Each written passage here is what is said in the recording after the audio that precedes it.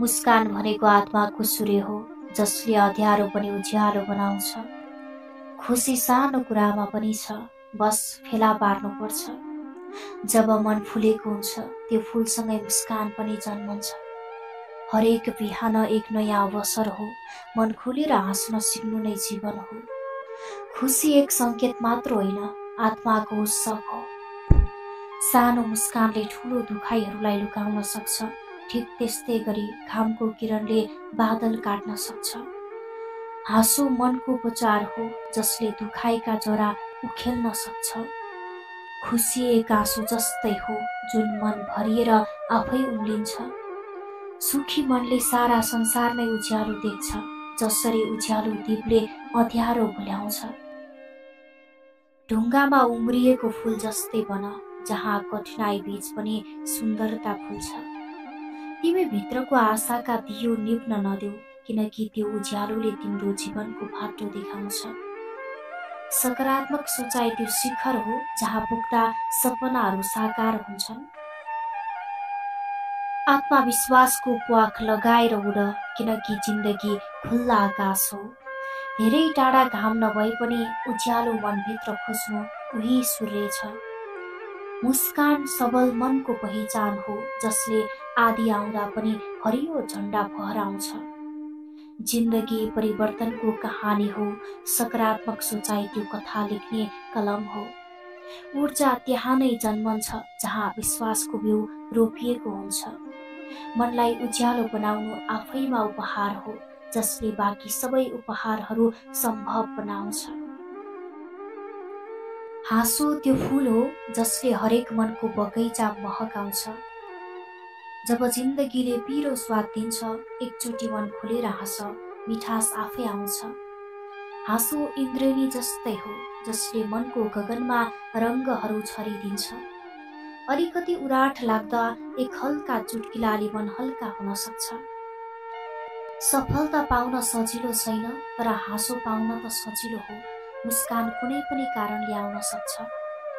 बनावटी भावना भन्दा साँचो हाँसो 1000 गुणा मूल्यवान छ। प्रत्येक दिन थोरै हाँस्यो भने जिन्दगीको सडक सरल बन्छ। हाँसो भनेको छुट्टी हो, जुन मनलाई आजाद बनाउँछ। दुःखकै बेला हाँस्न जान्नु हिक्मत हो, जीवनलाई सहजसँग बाँच्ने कला हो। कृतज्ञता मनको त्यो जादु हो, जसले ससाना कुरालाई पनि महत्त्व दिन सिकाउँछ। आभार प्रकट गर्दा मन हल्का हुन्छ, जैसे बादल फाटेर घाम झुल्किन्छ।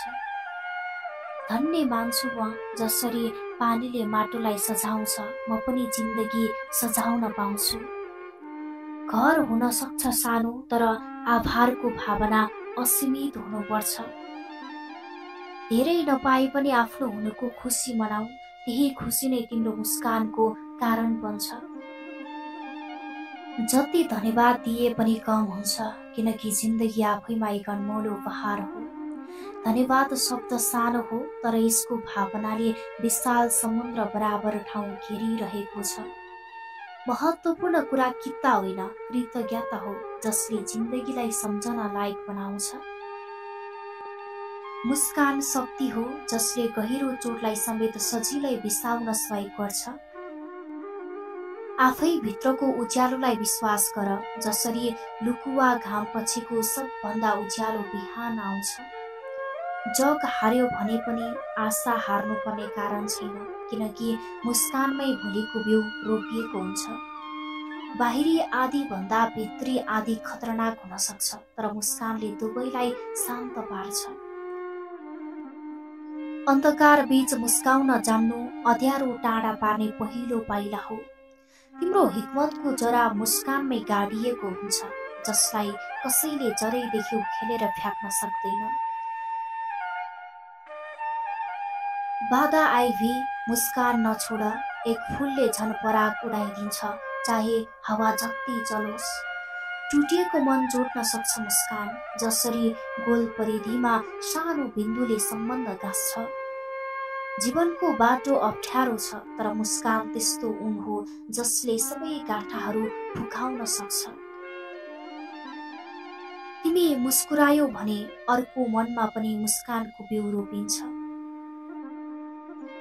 मुस्कान उपहार हो जसका लागि मूल्य तिर्नु पर्दैन, तर यसको प्रभाव अनमोल हुन्छ।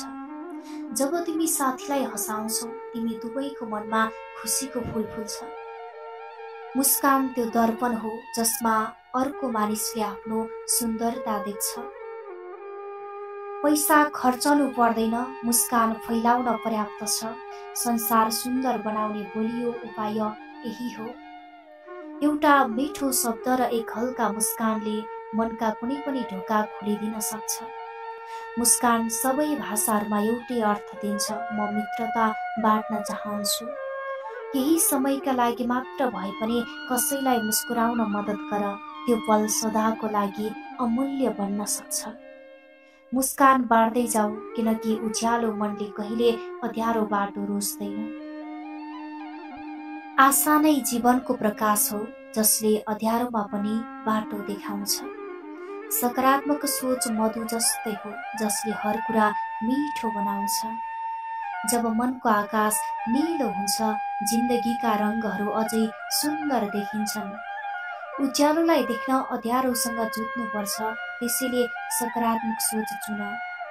आत्मविश्वासको बिउ रोप, सफलता झाँकिने बिरुवा भएर फल्छ।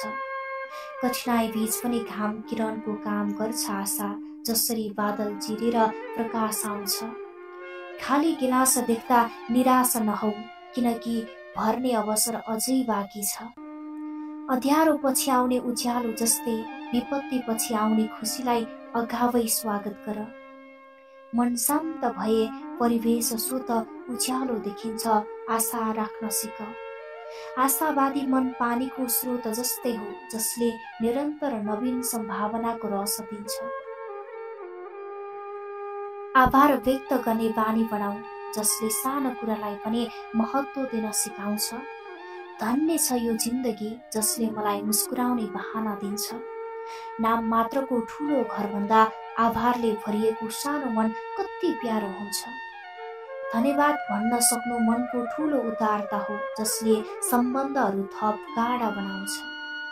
थोरै पाए पनि धन्यवाद मनाउँदा जिन्दगी मिठो लाग्छ, जसरी अलिकति चिनीले चियालाई मिठो बनाउँछ।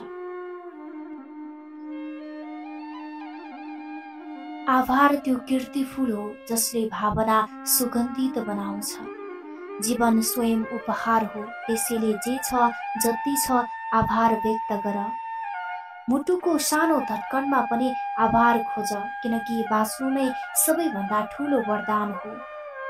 जति धन्यवाद दिँदै जाने त्यति खुसी फुल्दै जाने, यो नै जिन्दगीको अलङ्कार हो। तिमी दिनभर गनगन गर्ने बजाय एकपटक धन्यवाद भनेर हेर, मन आफै उज्यालो हुन्छ।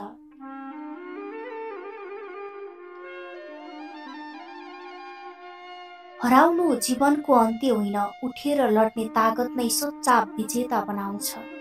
असफलताबाट नडराऊ, किनकि पत्थर फुट्दा मात्रै पानीको बग्ने बाटो बन्छ।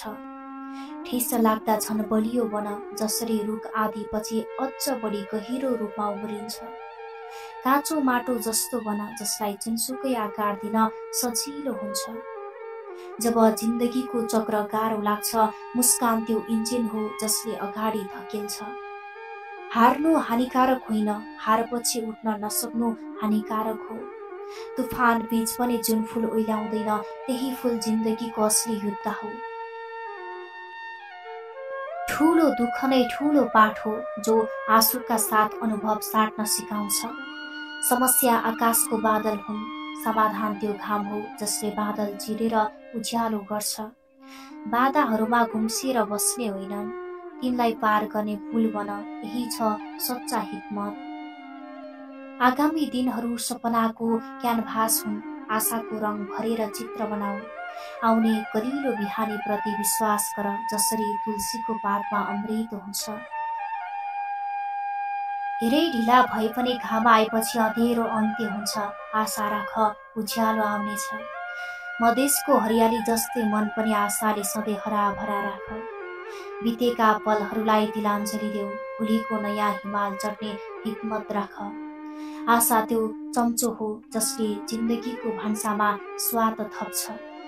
तिम्रो सूर्य बिस्तारै उदाउँदैछ, आँखा खोल उज्यालो गगन तिम्रै प्रतीक्षामा छ।